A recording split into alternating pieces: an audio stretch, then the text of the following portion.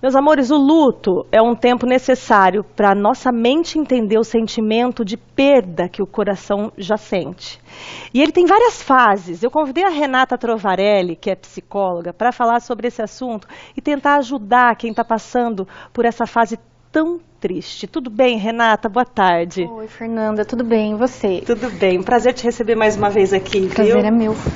O Rê, como que a gente pode dizer o que é o luto? Quando a gente tem uma perda de alguma coisa ou de alguém, esse é um dos sentimentos mais intensos que o ser humano pode sentir, pode vivenciar, né? O luto é esse processo de adaptação que a gente tem que viver depois dessa perda, né? A vida ela se torna diferente depois que a gente perde alguém, e alguém que é significativo pra gente, né? Então a gente precisa reaprender a andar e caminhar e encontrar sentido após essa perda. Isso é o luto. E tem como amenizar essa dor? É um momento com sentimentos muito intensos, né? E muitas vezes quando a gente quer se livrar dessa dor, a gente sente ela com mais intensidade ainda. Tá? Então, é claro que conhecer o luto, falar sobre morte, é uma forma da gente, na hora que chegar até ela, a gente não ter um sofrimento tão intenso, tão dilacerante. A gente vai aprendendo e vai se adaptando com algumas coisas, né? Mas a gente vai sentir dor, a gente vai sentir essa tristeza. Quando você fala em falar sobre morte é justamente com as pessoas que a gente tem medo de perder? Ou não, tomar isso como um hábito de falar com amigos, enfim, com qualquer pessoa?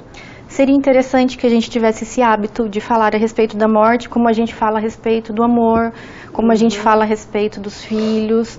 Porque quando a gente fala de morte, Fer, a gente se sente vivo. E a gente tenta daí fazer a vida com mais sentido. Quando a gente fala de morte, a gente entra em contato com a finitude da vida.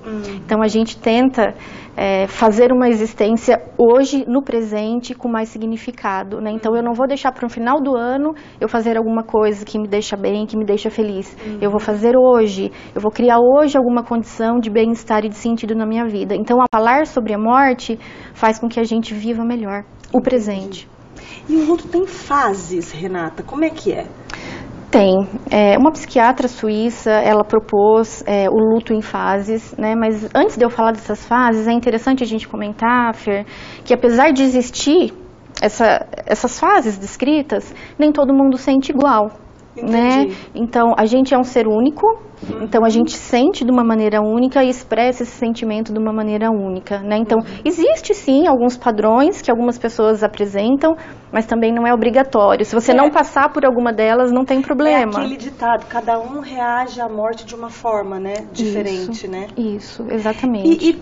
Mas assim, basicamente, quais são as fases do luto? A primeira que é descrita é a negação. Então, diante daquela perda, eu nego. E aí eu já retomo o meu trabalho, eu já retomo as minhas atividades como se nada tivesse acontecido. Então, eu enterro junto com aquela pessoa que eu perdi todos os sentimentos, né? Então, geralmente, essa é a primeira fase que aparece logo depois que a gente tem uma perda significativa. É uma defesa da pessoa, a gente pode dizer? Sim, porque a pessoa não decide negar, ela simplesmente nega. Entendi. Né? E eu conheço pessoas que já perderam e justamente, igual você falou, no mesmo dia veio trabalhar, né, foi trabalhar, tranquilo, e para quem vê de fora, fala, nossa, mas ela... Acho estranho, né? Ela não tá triste, a pessoa não tá para baixo, poxa, perdeu um ente querido, enfim. Mas é uma forma de defesa. Sim. E é essa negação que você está falando aí. Exatamente. Então. E não julgar, é importante não julgar, Com porque certeza. Ela não escolhe estar agindo daquela forma. Claro. Né?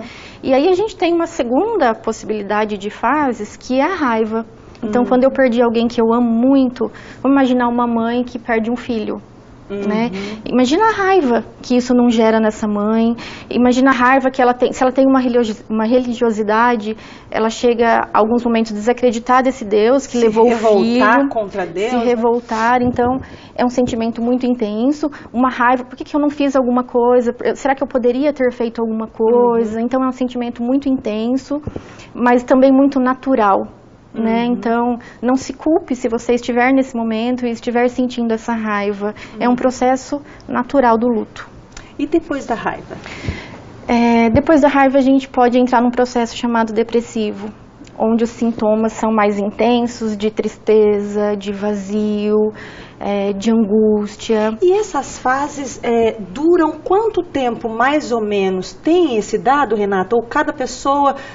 tem pessoa que passa pela negação, sei lá, 1 mês, 2 meses, já vai para essa outra, para a fase seguinte, ou não? É muito individual, Fer. Então, tem pessoas que são 6 meses, vivenciam todas essas fases, tem pessoas que são 2 anos, Entendi. Tem pessoas que não vivem nenhuma dessas fases, fica na negação por um longo tempo, e aí depois de anos começa a reviver essas outras fases e sentir tudo isso.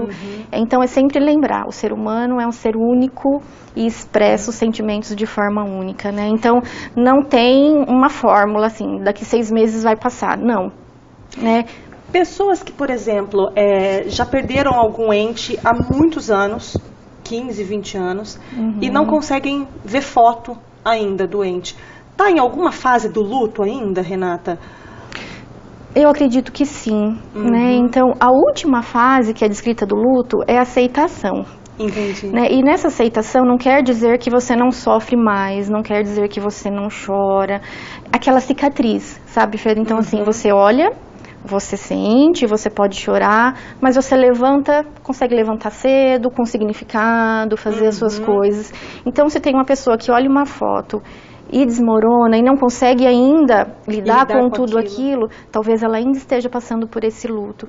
Quem já vivenciou as fases de uma maneira bem concreta, se possibilitou vivenciar tudo isso, olha para uma foto, sente muita saudade, sente muito amor, sente muita falta, mas respira fundo e entende que faz parte da vida e segue. O que significa superar o luto? Exatamente isso que eu acabei de descrever, né? Passar por todas essas fases? Passar por essas fases, sentir tristeza eventualmente, mas é você ter já reencontrado o sentido da sua vida. É você lembrar, chorar se for o caso, sentir essa falta, mas conseguir levantar e fazer as suas coisas com sentido durante o seu dia, durante a sua semana. É a cicatriz que já não tem mais aquela dor dilacerante, mas está ali presente sempre. Né? Agora, Rê, o que a gente pode fazer para ajudar alguém que está passando por alguma dessas fases? Eu acho tão importante essa pergunta, porque assim, geralmente a gente quer fugir dessa ação, né? Algumas pessoas, pelo menos, que a gente acha até delicado. Como que eu vou entrar nesse assunto? Às vezes eu vou piorar, a pessoa vai ficar pior ainda. Como que a gente ajuda? Então, tem gente que se esquiva, que prefere não entrar em contato, e algumas tentam ajudar. Mas, como a gente não fala disso, como a gente não tem uma educação para o luto, para a morte, geralmente a gente faz errado. O que a gente pede para quem está sofrendo? Não sofra. Ergue a cabeça, seja forte. E aí, isso tudo é sentimento, a gente não tem controle sobre isso. Então, a gente está pedindo alguma coisa para a pessoa que ela não tem condições de fazer.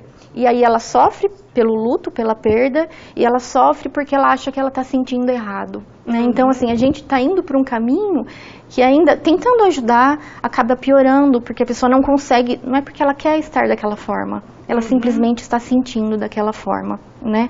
Então, a forma de ajudar, muitas vezes, é você deixar a pessoa falar a respeito ouvir somente. Ouvir, né? Então, assim, é compartilhar memórias. Se a pessoa quiser falar a respeito da pessoa que perdeu, das memórias que ela teve, deixar ela falar, compartilhar, dizer que imagina que dor é essa, que deva ser uma dor muito grande. Validar o sentimento. Validar, imaginar, porque talvez se a gente não passou por aquela perda, a gente não sabe o tamanho da dor.